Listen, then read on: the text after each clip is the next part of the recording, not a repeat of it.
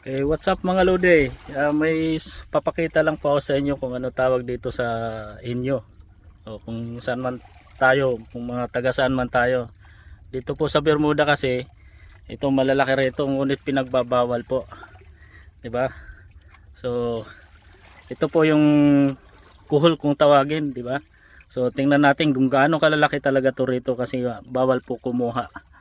Dahil pag nahuli ka at kumuha ka nito is $25,000 po yung penalty nito.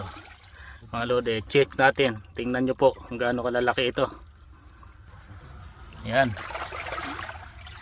Ayan, tambakan dito. Ayan. Dami mga lode. Diba? Dami. Ngunit wala pong naglalakas sa loob dito kumuha. Ayan ang lalaki. Kunin natin. Uy, oh, ang laki ng laman, oh.